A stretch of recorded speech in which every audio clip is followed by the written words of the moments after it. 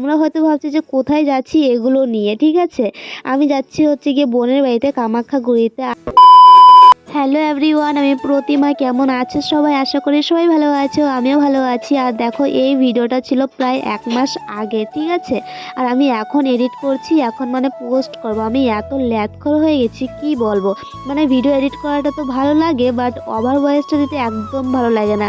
আর এর জন্য ভিডিওটা এডিট করা হচ্ছে না, আর না হলে কবে এডিট করে পোস্ট করে দিতাম। তো দেখো, তোমাদের সঙ্গে কথা বলতে বলতে গাড়িতে উঠে পড়লাম, আর গাড়িও ছেড়ে দিয়েছে। আর তোমরা হয়তো ভাবছো যে কোথায় যাচ্ছি এগুলো নিয়ে, ঠিক আছে। আমি যাচ্ছি হচ্ছে গিয়ে বোনের বাড়িতে কামাখ্যাগুড়িতে। আর অনেকদিন আগে থেকেই বলেছে যে দিদি, আমাদের বাড়িতে যখন পুজো হবে তুমি কিন্তু একদিন আগেই আসবা। তো সেই অনুযায়ী আমি একদিন আগে বেরিয়ে পড়েছি। আর তোমরা হয়তো আগের ব্লগে দেখেছিলে যে বোনদের নতুন ঘর বানানো হচ্ছে, তো ওখানে হচ্ছে গিয়ে গৃহপ্রবেশ হবে। তো ওখানে যাওয়ার জন্য বেরিয়ে পড়েছিলাম। আর এই যে দেখো, সকালে উঠে আমরা ফুলের মালা বানিয়ে নিই। আমার মানে বুনুদের নতুন বাড়িতে গৃহপ্রবেশ, ঠিক আছে। তো বলছে কি দিদি তুমি একটু পরে যাইও। এখন যে যাবো এই উপায় নাই, মানে এই এই গ্রিলটা এত টাইট, মানে এতবার করে চেষ্টা করলাম যে এদিকে আনার, ঠিক আছে। এবার কিছুতেই আনতে হতেছি না, আমার শরীরে শক্তি নেই নাকি এটাই আসলে আমি বুঝতেছি না কিছু।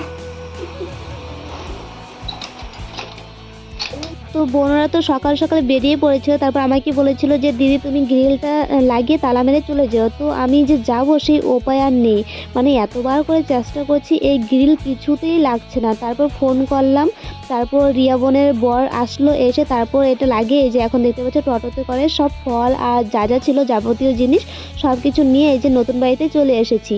আর এই যে দেখো, বোন ওদিকে কাজ করছে আর কাকু দাঁড়িয়ে আছে।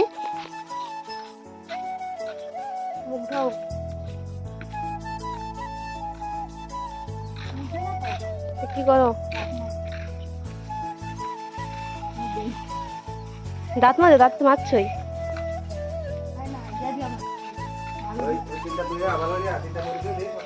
কোন ঘরে করবো? এই ঘরে? এই ঘরে গৃহপ্রবেশের পুজোটা হবে এই ঘরে, যে দেখতে পাচ্ছ যেখানে জিনিসপত্র রাখা আছে। আর এদিকে আরেকটা রুম বানানো হয়েছে, মানে দুটো রুম বানানো হয়েছে এখন। আর এই সাইডে হচ্ছে গিয়ে কল বসানো হয়েছে, এটা তোমাদেরকে দেখানোর জন্য নিয়ে যাচ্ছিলাম। এই যে দেখতে পাচ্ছ এখানে কল, আর এদিকে বাথরুম বানানো হবে, এখনও হয়নি, তবে আস্তে আস্তে হয়ে যাবে। আর তারপর দেখি যে মা বাবাও চলে এসেছে, দেখতেই পাচ্ছ। মানে আমার বোন জামাই নিয়ে এসেছে কামাখ্যাগুড়ি স্টেশন থেকে। তোমার ফোন করলে কাটতে দাও কে? না তুললে তাহলে ফোন করে, ফোন না দিলে ফোন কাটতে দেয়।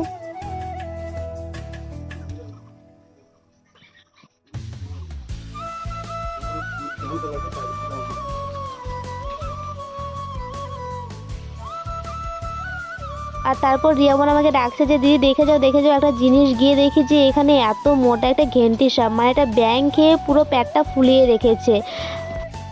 ব্যাঙ খাইছে তো পেটটা ফুলে। আর এদিকে দেখো, পুজোর জন্য সবকিছু রেডি করা হয়ে গেছে, তবে এখনো ঠাকুরমশাই আসেনি, একটু পরে আসবে বললো, কল করেছিল। আর এদিকে বোন বলে বাড়িতে দেখো, আমার বোনু বিয়ের আগে বাড়িতে নাকি একটা কাজও করতো না, আর এখন মানে বাড়িতে পুজো হচ্ছে, রান্না করবে। দেখো, ভাবা যায়? এই দেখো, এত বলো চুলাটা ও জ্বলাইলো নিজে, তাই তো। তারপর ঠাকুরমশাই চলে এসেছে, যে দেখতেই পাচ্ছ। আর এই যে এখন ঠাকুরের ঘরটা বসানো হয়েছে। তারপর আমরা যে মালাগুলো বানিয়েছিলাম সেখান থেকে একটা মালা ঠাকুরকে পরিয়ে দিল। আমি এসে গেছি।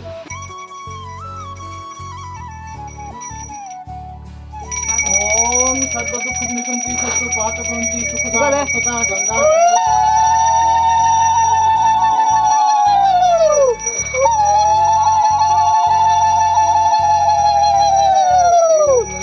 ओम माधवो माधवो वाची माधवो माधवरिति हरन्ति माधव सर्वकार्येषु साधव।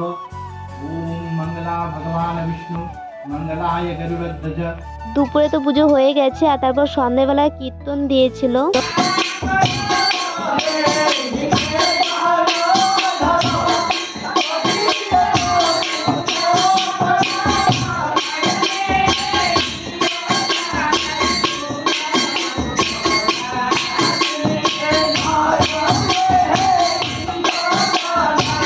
আর তারপর কীর্তনের শেষে সবাইকে চা খাওয়ানো হয়েছিল আর আমিও চা নিয়ে নিয়েছি, দেখতেই পাচ্ছ। এখন চা খাবো আর তারপর প্রসাদও খেয়ে নিয়েছি। আর আজকে ভিডিওটা এতটুকুই ছিল। যদি ভালো লাগে অবশ্যই একটা লাইক কমেন্ট শেয়ার করে দিও।